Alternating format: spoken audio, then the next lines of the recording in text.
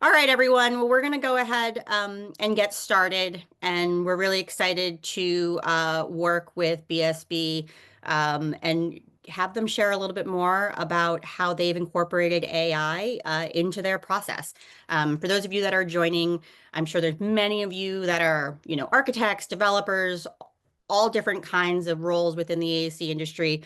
And I think what's going to be really useful and helpful for the audience today is the ability for someone like Hannah and Michelle to share very specific information about how they have incorporated AI. AI is a hot topic. We all know that. It's something we hear every day. But what I think is really important about this particular webinar is kind of how does it really impact your day to day, and how can you use it as like a guideline throughout the things that you're already doing, and how do you embrace that new technology. So we're really excited to share a bunch of different things with you, and we hope you enjoy it. We are recording. You will get the recording as a follow-up. I also want to let you know that if you do have questions, we will have time for a Q&A at the end. Please use the Q&A function, not the chat function. You can do the chat if you want to say hi, where you're from, all that kind of fun stuff. But if you have an actual Q&A question, put it in there. We'll save some time at the end to try to answer as much as we possibly can. So let's go ahead and get started. I want to talk a little bit about, hold on one second. Slides are not sliding at all. Hold on one second. I'm going to do one quick thing. Sorry, this was working. I promise every single person on this webinar that this was working. I kid you not, as soon, right before we started it. So give me 1 second. And we're going to go ahead and share one more time. And I'm going to hope that that works.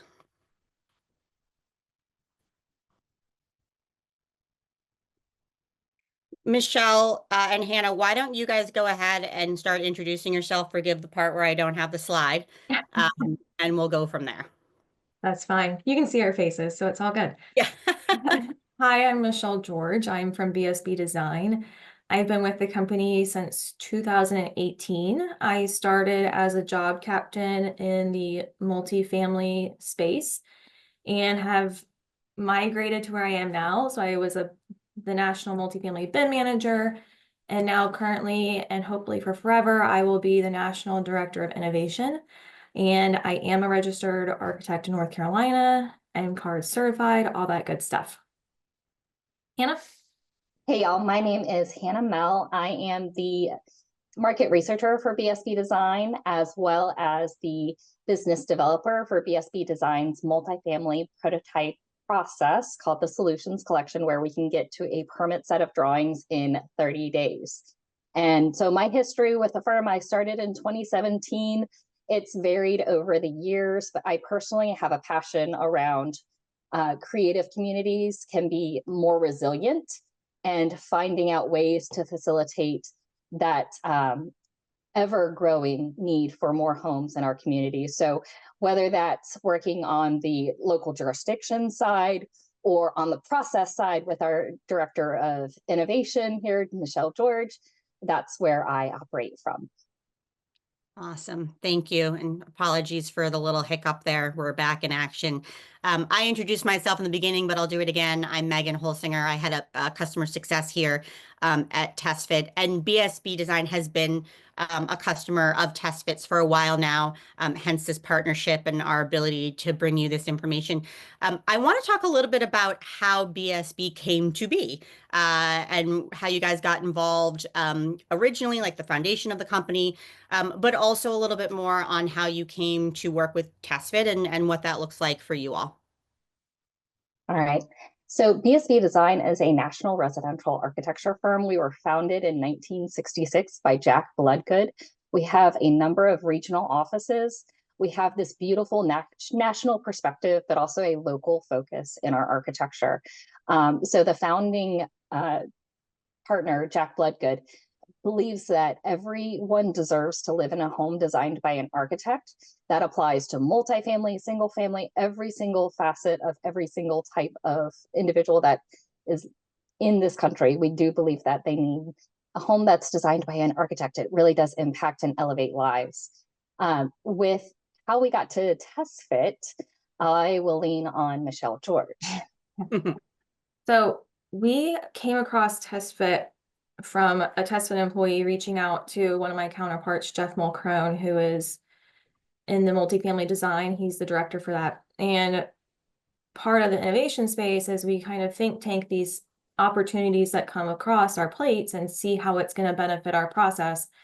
And we felt TestFit was a good alignment with that in terms of, getting that front end of the process done in a efficient but also high quality manner. And so we've been working with it for some time now, and I've really appreciated the relationship and where it's leading us in terms of our initiatives. Awesome. Yeah. And one of the things that for me, as Michelle and Hannah, as the three of us were kind of getting to know each other over the last, couple of months or so, one of the things that really stuck out to me was this concept of living in a home and making, you all treating your sites, your projects as really places of residence and home and feeling. And we're going to see a little bit of that, of how they incorporate AI, but still being able to think through, like, what is this particular project going to need from like a people perspective? And I think that's really like a very important like differentiator that we make. We can talk about AI and how it's being incorporated and all that kind of stuff, but you can't lose sight of like what you're actually planning for, right? Who you're actually looking to help. And I think that's just a really important kind of concept, is this idea to like be in a home and to think about that for the long term. So the whole purpose of today's webinar is for Michelle and Hannah to walk you through their 5 steps that they use currently right now in their process, of how they incorporate AI and TestFit into kind of each one of their phases as they're going through a project.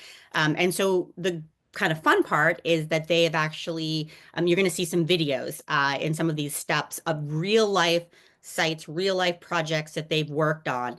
And they're going to do a little bit of a voiceover on sort of how they incorporated that particular component of TestFit into that particular step of the process. So let's start with the first one, which is really looking at the site itself. So allowing you that kind of accurate site plan, being able to bring in parcel information, all that good stuff.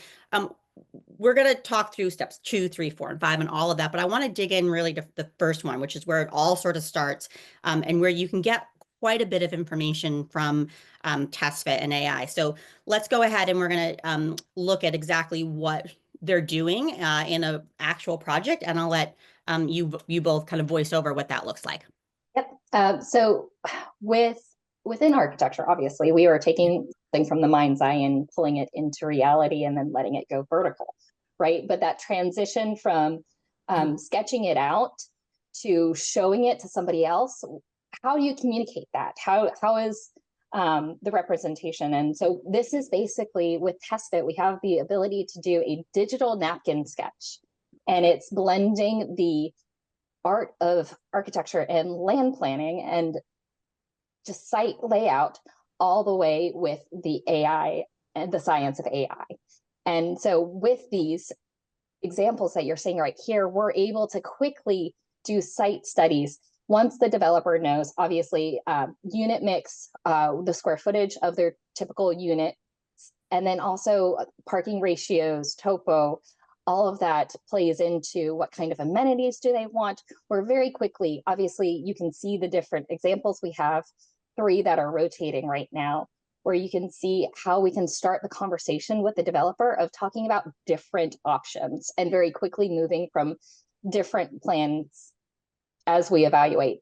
Also, a cool thing about TestFit is that we're able to export those pro forma numbers immediately, you see, and it's just, they're very quickly able to evaluate if they can get the site to pencil, which is basically the crux of the problem. Michelle, do you want to talk a little bit about how we're looking at this as well? So, in the beginning, it's easy to jump into a site and just go, but there are a lot of underlying factors that we easily forget or blissfully ignore sometimes. And with TestFit, it's been great because it's not just a tool for large tracts or parcels Yes. of land. You know, I've worked on projects where it's 1.1 acres, which was the first little like postage stamp you saw, to things that are 10, 13, 20 acres. And no matter the size, I'm able to look at, you know, FEMA flood zones, wetlands, topography, all of these factors that can help guide that initial decision of how the building should take shape. And then from there, we can use TestFit to further investigate building geometries to really craft that sense of place.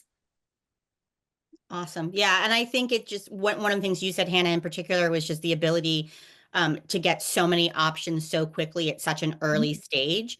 And Yes. if you think about that, the time savings just by incorporating sort of TestFit and AI very early on in the process is a huge benefit. And also from from the other side, from a developer perspective, think about like, you know, the time savings on their end. Like, hey, is this even something I need to go after? And folks from BSB now can say, well, yes, no, maybe, here's some Maybe. options, that kind of thing. And you're doing it in a much quicker way. Let's talk a little bit more about step two, which I think is where it gets really interesting, where you're able to start bringing in sort of what you know, your kit of parts, the things Yep. that you know will build well. And we can talk a little bit more about what that looks like. So Yep.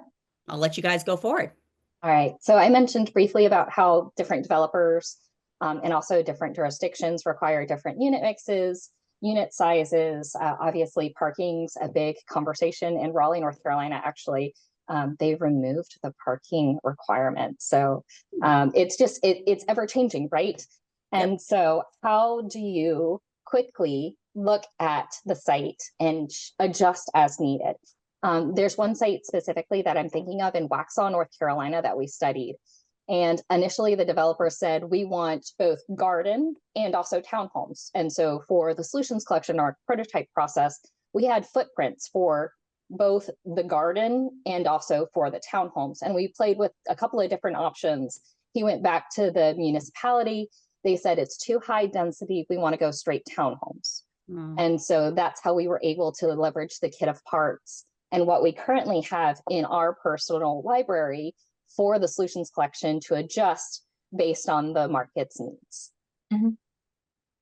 Yep. And I think what's been great for us is depending on the product type or what the client wants to start with as an investigation or a study, is that we can look at things broken down to a unit level, or we can look at things at a building level. So the bigger site or bigger building footprint that you were seeing earlier in this video, we were able to use the kit of parts feature and unit footprints we know that will work for us and assemble the building. And then in this product type that you're looking at currently, we use full building footprints from our product library that we know have worked. And so you can use that for podium projects, gardens, townhomes, any product type you can think of.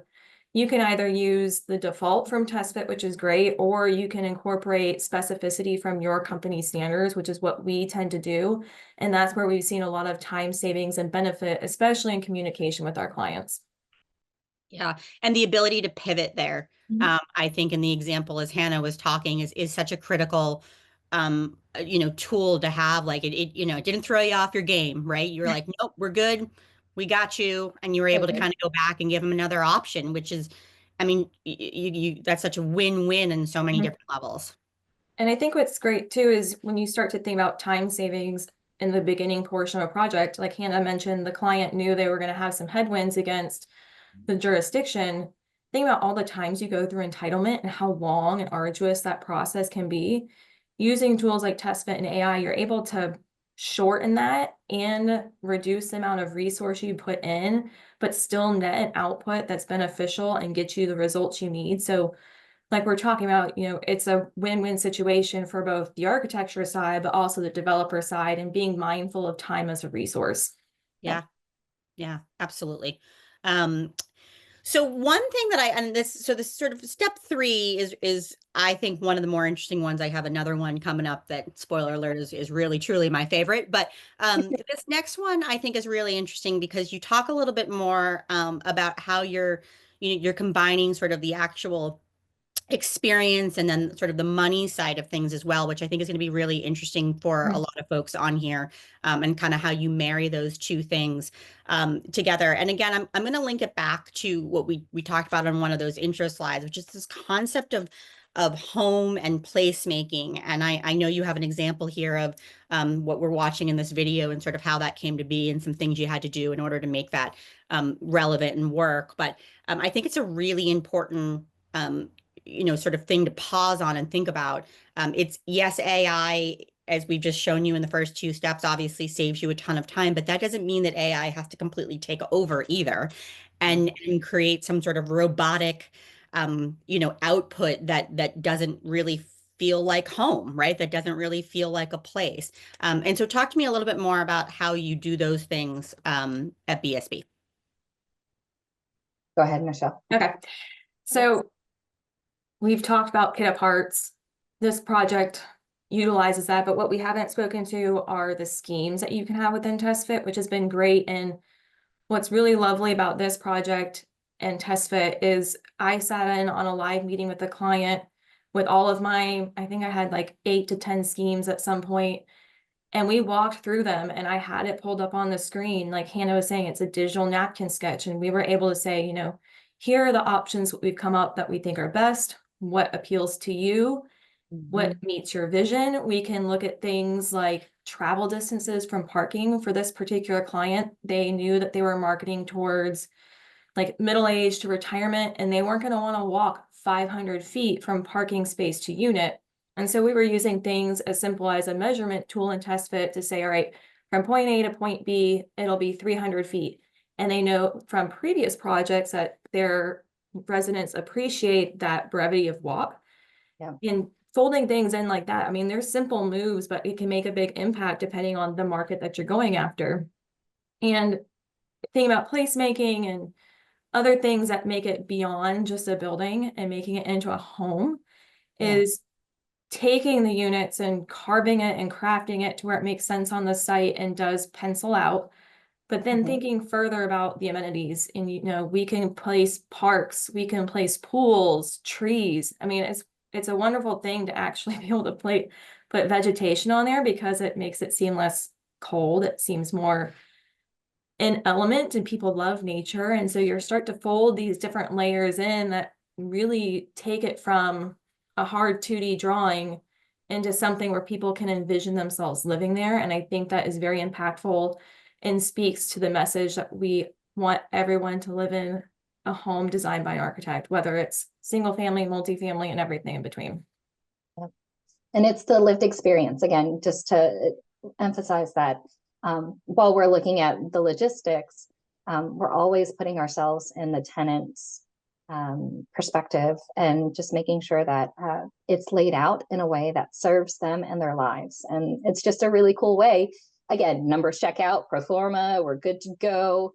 We're compliant, and it's a great product. It's a great lived experience. So I certainly would love someone to pay attention to how far I have to carry my groceries.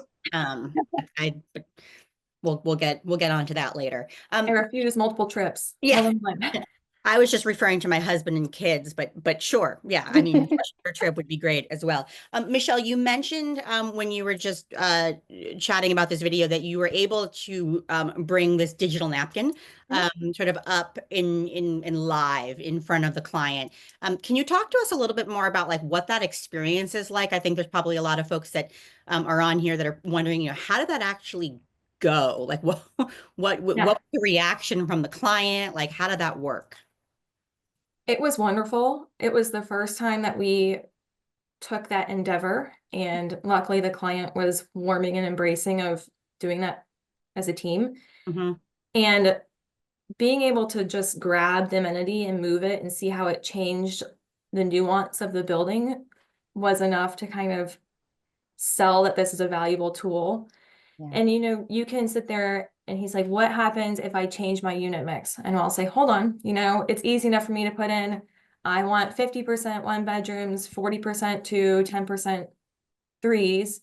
He's like, all right, if I adjust that, what does it do? And because you get that live pro forma data output as a developer, he's able to monitor that and knows what's going to work with his numbers. And so I'm able to sit there and navigate things architecturally and guide that way.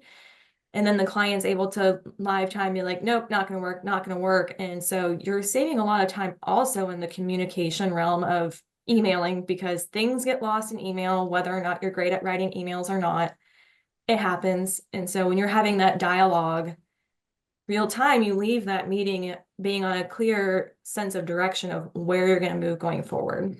Right. And just to emphasize that, BSB Design has a charrette mindset for every phase of service, even to red lines. And so if you can reduce the white space and just collaborate and get everyone on board, everyone on a call or in person or virtually, it just really builds the trust and the relationship as well as the product.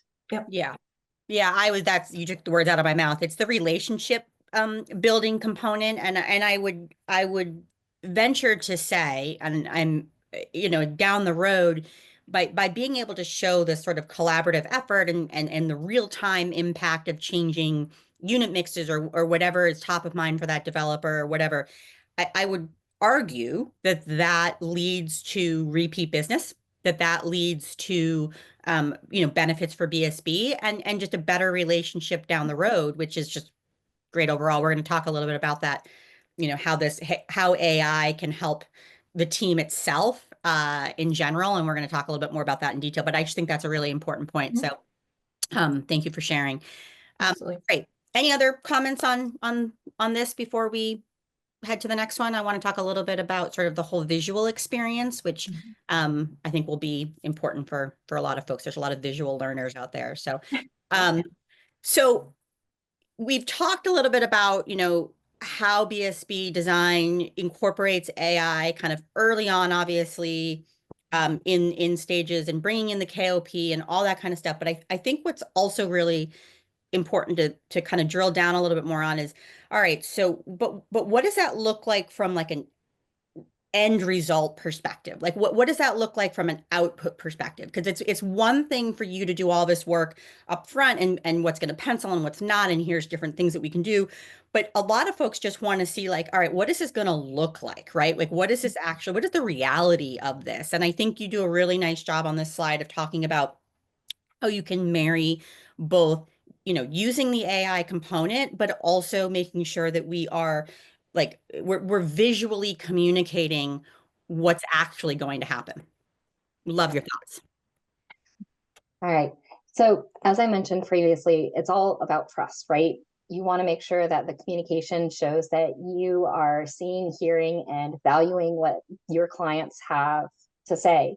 And so trust is built in those micro moments. It's little details. And how do you illustrate that you're listening? And so these, from my perspective with the prototypes, we have options for elevations and whatnot, and we can flip on through them. And do the mix and match of the different units to make sure it fits the pro forma. But on the other side, what Michelle George is working on, how do you quickly illustrate the elevations? How are you leveraging technology? And thankfully, our board is very open to AI, and they are actually the ones pushing us to say, okay, more. Can we go innovate a little bit more? We'll talk about that towards the end of this call, but it's a really beautiful way of encouraging us to try out different ways of the visual communication to not only talk about boxes and units and numbers, to build that relationship and to illustrate with different methods the end result, not only so that we can show it to the client, but then also think about entitlement packages. So we can do an entitlement package in 1 week, but how do we do that for a like one-off full service fee garden or wrap or podium apartment? Michelle, go for it. Yeah, so this is also featured in a blog post on our website if you want to read the whole thing. what we did is we worked in TestFit first for a small townhome community. And then from there, we knew that once we landed on a land plan that everyone agreed upon, that we needed to then think about what does this look like in terms of elevation and sense of place within the community.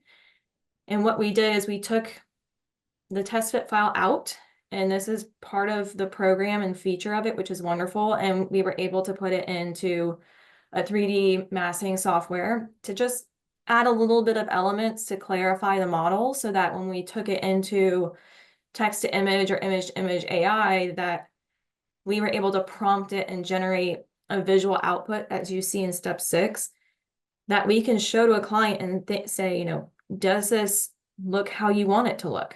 Is this the right direction? Too much brick? Not enough brick? Is a jurisdiction going to like it? Do you want steeper pitches, flat roofs?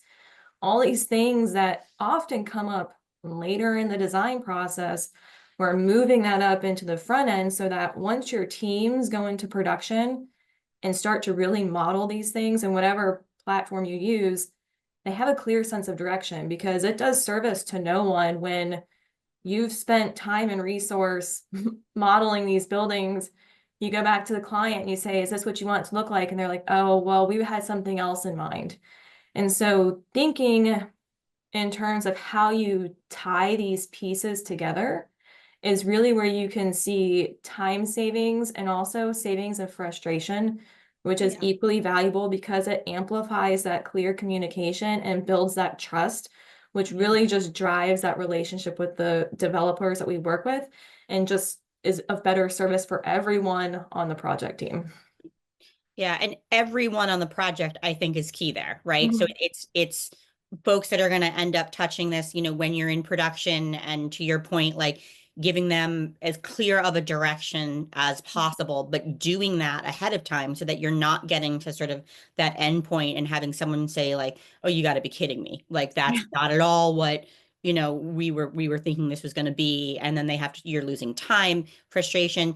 And really, and this is a good segue into our step 5, it's really also about the, you know, yes, the human side of it is, and the AI side of it, marrying those two, but the actual person putting in those hours as well, and the skill set that they have, and you know, how you're leveraging that skill set, how are you growing other skill sets? And I think it's a really kind of interesting way to show how you can get to sort of that end result, so to speak, a little bit a lot quicker, but most importantly, with just really clear communication around that. So that's awesome. I do want to spend a little bit of time on step 5, because as I alluded to earlier, I had a favorite step in this process. Not that it matters, but this is my favorite slide. And the reason being is I think it really talks to, sorry, my slides are not wanting to move. It really talks to, I think, a lot of I don't know if hesitation, fear, uncertainty in the market right now around AI in general. And, you know, every day I hear folks saying, you know, is AI replacing me? And not just in our industry. I'm talking about any industry. Like that is it. It is a topic of conversation that everyone on this call 100% has heard before. What I really like is how BSB Design has incorporated that, but at a people level. And I think that that's a really important differentiation, and really needs to be called out on how you're doing it differently. And hopefully everyone that's watching here, we can have Michelle and Hannah walk through exactly sort of how they view it. But it's AI is not here, obviously, to take your job in general, but you've got to embrace the technology and then start incorporating it into your day to day. So I'd love for you guys to share a little bit more just on, you know, what this means to BSB, what you're doing. I know there's a lot of work, obviously, Michelle, from an innovation perspective that you're doing that I want you to share more about. So please go ahead. All right. Go for it, girl. All right. Deep breaths. Hang with me. You know, it's easy to get lost in AI and have a fear-based mindset. And a big thing that we push here at BSB is having a true growth-based mindset in terms of actually chasing these things and understanding how they could be of value. And on surface level, AI is easy to talk to about how it benefits profits and numbers. But when you translate that down line, there are other benefits that you can realize within your company. And one of that is reallocating time savings as a piece to invest back into your staff. Hiring people can be very expensive and timely in terms of onboarding, teaching people new processes. It can be a lot for both the company and the new hire. And one way to retain staff is to nurture their skills and invest in them and make them understand that they feel heard and that they're valued. And by reallocating that time, we're able to cross-train our staff. So I'll use myself as an example. I am not a land planner. I'm an architect. I'm not a land planner by experience. And getting into TestFit, because we are saving so much time, we're able to put that back into cross-training. So what we've done on some of our projects is I've done the initial land plan, or someone else with more junior skill has done the land plan and TestFit. And then we took that time savings and we said, okay, we have hours available. Let's pair you up with one of our senior land planners that has that knowledge, that has that craft. And this is where that AI human brain component will come into. And I know Hannah will talk to that in a bit, but pairing those things up is a beautiful relationship, because now you're imparting the wisdom from people who are more senior into junior, and you're only strengthening that knowledge pool that you have. And so that staff is going to feel enriched. And from there, you're just going to grow your talent pool. And eventually those people are going to elevate up in the company, which is great because they carry that legacy, that standard and craft. And ultimately, you're going to see higher quality of output, which in the developer client's eye is great because they're getting higher level product. And so you're going to able to maintain those relationships more consistently. That translates into more projects equals better profits. And you kind of put that back into the beginning of the cycle, and it just keeps churning. And so you're really curating a higher level of staff and development, which is wonderful. And that benefits the people, that also benefits the company. I can't remember the company, but I think of like happy cows make happy cheese. I think about that for this too. Like happy architects, happy designers make wonderful architecture, and everyone benefits from that.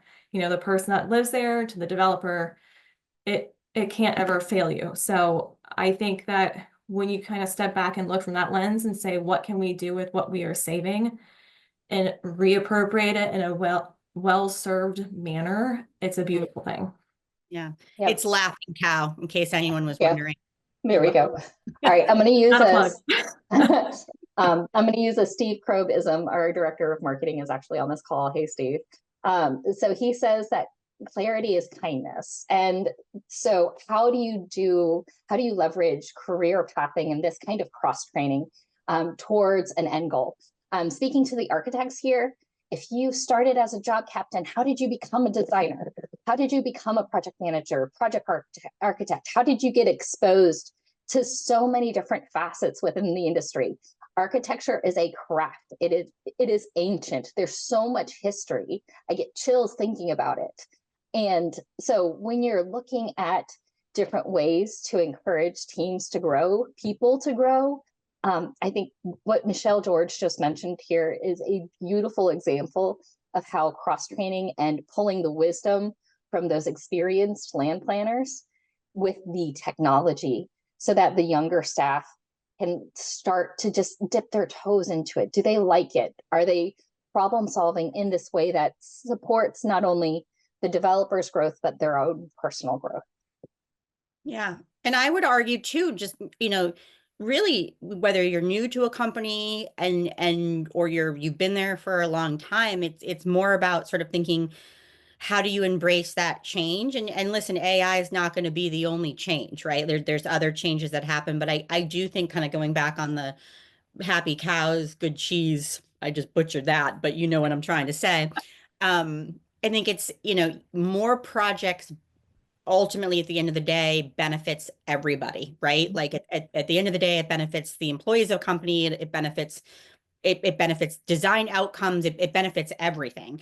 I think it's really the kind of that middle component where people sort of glaze over and don't really understand, like, all right, by putting time back on my calendar, because I now have functionality like TestFit to help me, I now get to open up blocks of time to go learn new things. It's one of the things I talk a lot about with my team in general, and irregardless of what they're doing on a day-to-day basis, it's about how do you take the time to grow, you know, the 1% better every day that you need to in order to kind of be relevant and stay engaged and stay happy. I think that's a really important thing. Like from a nurture perspective, from you know, from someone who's managed a lot of people in her life, and it's important that, you know, having somebody that is truly engaged in a job is incredibly important to the health of the company.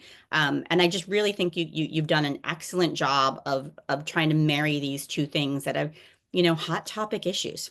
Yeah.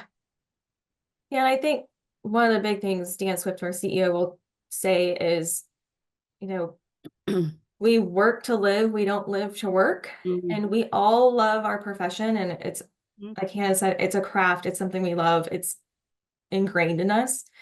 But that doesn't always have to define us. We have other hobbies. I like to garden. I have a 3-year-old son. And so thinking about if you can keep your staff from working overtime or copious amount of hours and avoiding burnout, they're going to go home. They're going to do what they love. And then the next morning, they're going to want to go to work versus waking up and thinking, oh, I don't want to go to work. And they kind of just like phone it in. They're going to come in blazing, ready to do the best work they can do. Right. And, you know, that makes them have a sense of pride and ownership. And then, you know, it just carries on through the cycle. And it's a wonderful thing. I'd like to see if there's a study out there that correlates the Sunday scaries with the use of AI and investment back into the team. We'll get on that and report back if we find it on what that looks like. All right. Hannah, I want you to talk a little bit about and Michelle too, obviously, but this concept of this is quite the equation. And I want to preface this by saying, you know, all of this is not as easy as 1 + 1 = 2, right? And it not at all. So the human brain plus AI equals precision, 11. equals speed, and it equals faster outcomes. Yep. So it's 1 + 1 = 11. And I'll reference Dan Swiftisms all day, every day. So Dan Swift is the CEO of BSB Design. I personally call him a CVO, Chief Visionary Officer, because he is so into this innovation, pushing the edge of the business. He's constantly looking at longevity and how architecture impacts humans' lives. I worked with him for a number of years directly, and so it's kind of ingrained into me. And so BSB just does this really beautiful, not only approach, but also a core value of how if you can embrace technology, embrace the change, and embrace your growth mindset with honoring the past and the way it's been done and how it's successful, that we can achieve exponential outcomes. So thinking about, it's not the human brain versus AI, it's AI with the human brain that allows you personally to look across the different options, recognize the patterns, and figure out what is the best option for you, for the developer, for the municipality, for the community at large. And so how do you, as the architect or as the developer, embrace the AI option along with maintaining, you know, your personal perspective? And I just want to shout out to Michelle George here. She is our National Director of Innovation. She's a registered architect. She has a growth mindset, and also she's able to implement and train and get everybody on the same page, which is no small feat.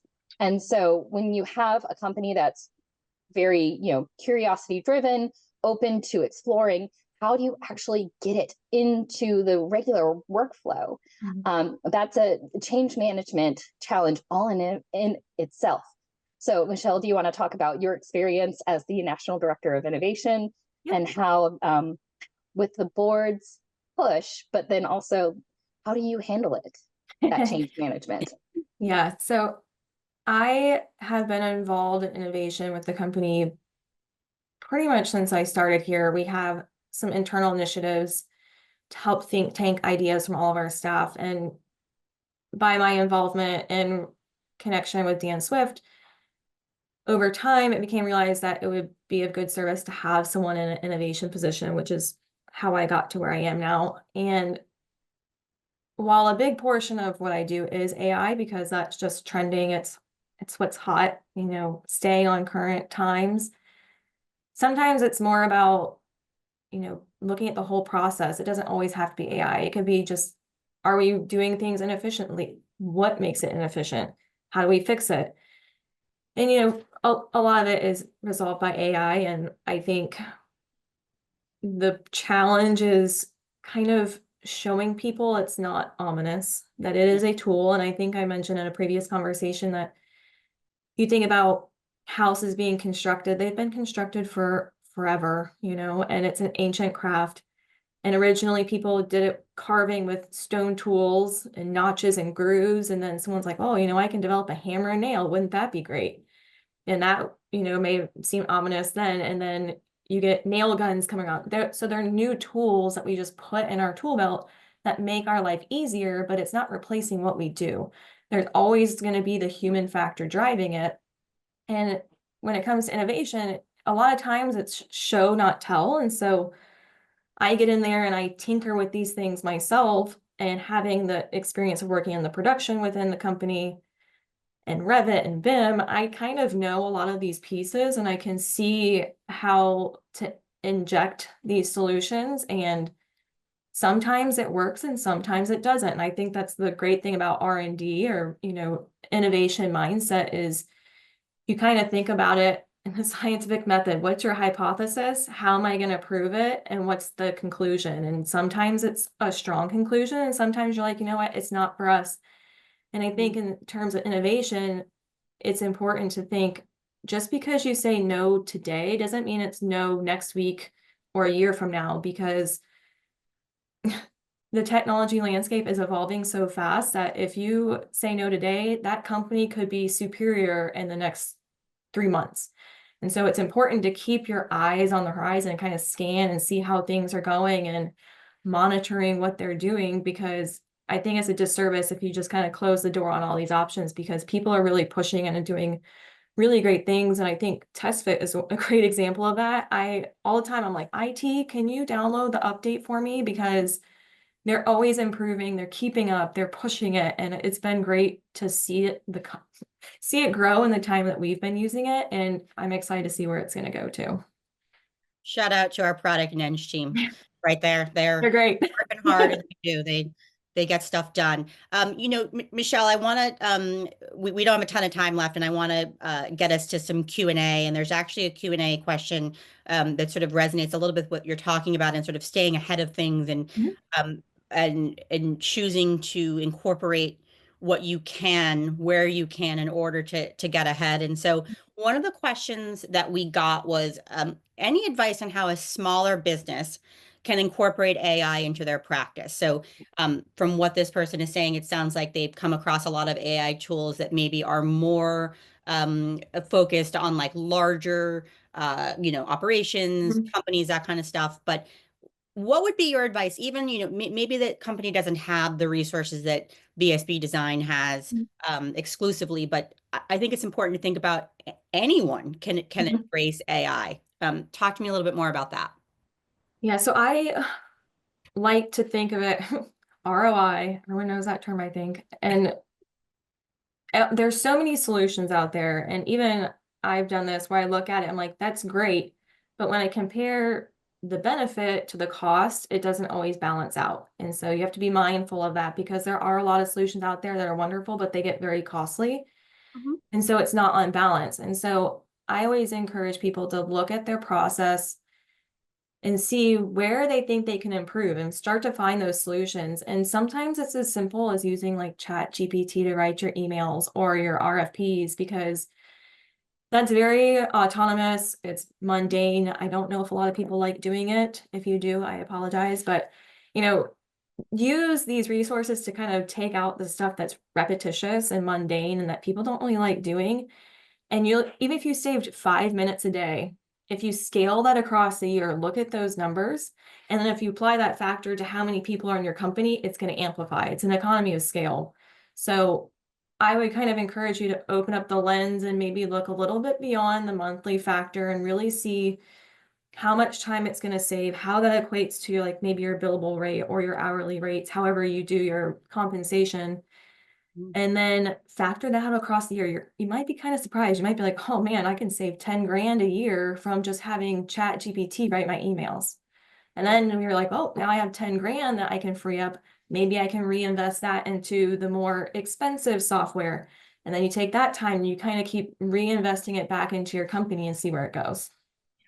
Yep. And just another thing, just lead with curiosity. Definitely check the ROI, but like don't dismiss something just because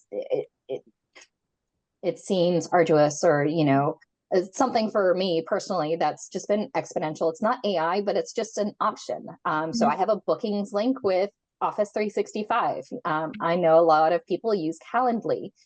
So how can you streamline your workflows and just evaluate where the time investment is? Like instead of emailing back and forth, does this date work for you? Does this one?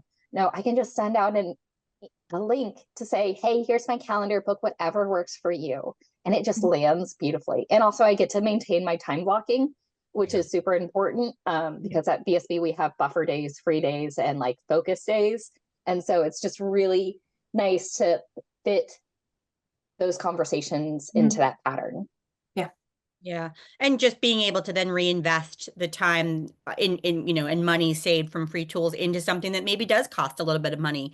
But building that into your cost of doing business and building it into, you know, your overall P&L too is an important thing to think about. We have time for one more quick question. So I don't know if you'd feel comfortable answering this, but I'm going to throw it out there. The question was, please mention all the various software solutions and platforms used at BSB. I'm not sure you're going to list all of them, but I think it would be helpful to share maybe what are some other things that you have found to be useful that you're using right now, whether those are AI centric or things that you just feel like you couldn't live without on a day-to-day basis.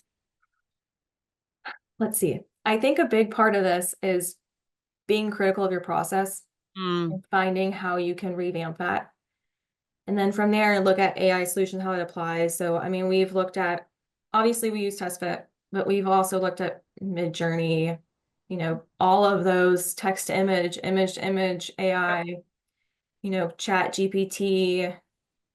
There are so many of those text-based AI coming out that are wonderful that you can look into. But then, I mean, how that all does into a production software. So we do SketchUp, AutoCAD, and Revit are kind of the three key ones we use. And so looking at how you can bridge that technology together is going to be important. And I would say that when you're looking at this stuff, do yourself and your company a service and look at the user agreements and licensing agreements. Because you will find based off of like how many users you're having or how much money your company makes can steer the license or tier that you use. And if you don't do it properly and for some reason they find out, they can put the kibosh on your usage, and that's no fun. So just as a little bit of caution to the wind when you're looking at this stuff, it's important to look at it. I used to be guilty and be like, yeah, accept, because if I don't accept, I can't use it. So just be very careful of that so you don't get yourself into hot water. Hannah, Mel, anything that you can't live without? Like I mentioned, my bookings link. I also leverage ChatGPT for like surface level market research. And again, being not suspicious, but also like validating the information, you know, because it does hallucinate. But it's really, I guess the technology that I have are the individuals in the firm, like Michelle George, Devin Sigmund, just to help and really be comfortable in have that growth mindset to try these different things, because the relationship stuff that I work on can only go so far. They're the production and the mindset as well. So yeah, That's awesome. Yeah, no, there's, I think it's, you can easily get inundated with all the fancy things. There's certainly a lot of them out there. But I think to both Michelle and Hannah's points, be careful what you're getting into, and I think also make sure that it has a direct link in value back to how you're doing business and how you want to do business moving forward. So if your goals are to get more time back and to you know, give a better outcome to your client base, you want to make sure that whatever software you're using is going to help you do that, and that you can actually link the money that you're spending on that software, right, to the actual outcomes that you want to produce for whatever it is that you're learning. Because otherwise, it just becomes a piece of software that you buy, and here we are, right? Any other? We're gonna got to wrap up here in a little bit, but Michelle or Hannah, any other parting words before we go? Anything else that you'd like to add that we missed? I think you both did a fantastic job, obviously, of being able to walk us through some real life examples about how you're incorporating AI and what you're doing. Any last pieces of advice? Lead with curiosity. You never know where it's Yeah. going to take you. Yep. That's great. I agree. Love that. I love that. So feel free to reach out. You can scan these QR codes going to Hannah Mel's LinkedIn profile and Michelle George's LinkedIn profile. They would love to connect with you there. You can ask them questions. They have been super great with actually answering some of our questions as we've gone through the prep of these slide decks. They truly are great experts on it, and we love to see when customers are using TestFit the way they are, and really thinking about it differently. So they'd be happy to answer your question. If you'd like to try TestFit or you want to know more, there's a QR code for you to scan right there. We'll take you to our site. There's lots of great stuff on our site for you to look at some demo videos, various different use cases, all sorts of different things. I saw a bunch of different questions in the chat that would be 100% answered by spending just a little bit of time on our website, and feel free to reach out. We also have some great learning materials and support things there. So I cannot thank you, Michelle, George, and Hannah Mel, for taking the time today to do this. It was great. I love when we get to listen to customers, not just talk about TestFit and how great it is, because it is, and certainly, obviously, I'm a little bit biased, but really linking it back to like, okay, but so what, right? So what does that actually really mean, and how does that impact the company? And how has that made BSB a better company in general? And I think that you guys both did a great job. So I appreciate you both. Thank you so much.